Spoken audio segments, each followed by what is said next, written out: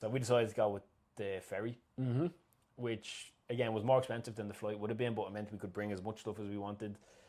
We could kind of do everything in our own time. We weren't relying on buses or taxis or trains, and we had the potential to move around different parts of Liverpool or England if things came up. Yeah. And it worked out sweet because we had paid and all for the tickets. And then, did you reach out to Irish Ferries? I did. To talk to the people about how, because I think that's something that a lot of people in general, but podcasts and stuff like that, struggle with, is asking for sponsorship or asking people to give. You seem very comfortable with those discussions. You get used to hearing no when Yeah. you ask these things. And it is just the same way that if you do, I don't know, push-ups a lot, you just develop a resilience to doing push-ups.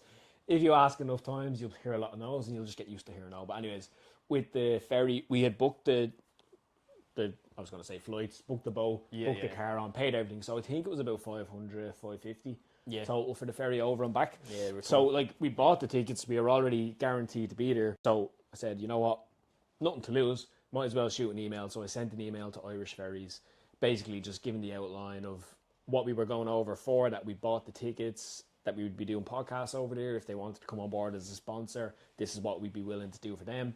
We kind of offered a bit in terms of like we do promo specific for Irish Ferries and stuff. So it wasn't just like a shout on the podcast. We do stuff while we were on board.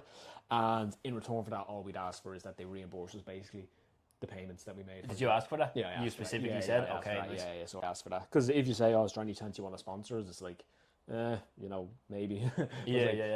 You just refund us the money that we've already paid to be on the ferry, and we'll do all this stuff for you. And well, like the ferry's leaving anyway. That's it. I was like, the ferry's gonna go with or without it, so it's not much of a cost to them, you know, that way. But like, they only really stand to benefit from it. So I sent that email across to them, not really thinking too much of it. Can't remember how long. Maybe a week later, they came back and basically just said yeah. So like, he actioned the refund, said happy with that, asked us to record some content and send over a bit of a plan, or if there's anything they needed, so like logos and stuff to put on their stuff. And that was it. So yeah, it's.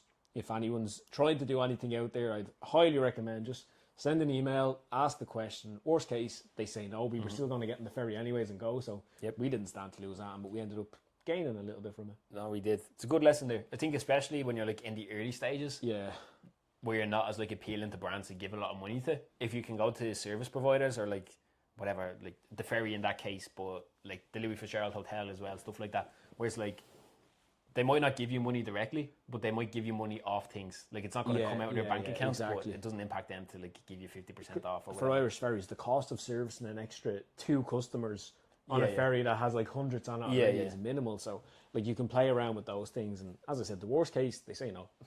That's it. So don't always ask for money, but do ask for, you know, discounts or whatever, some sort of collaborations that can make life a bit easier for you.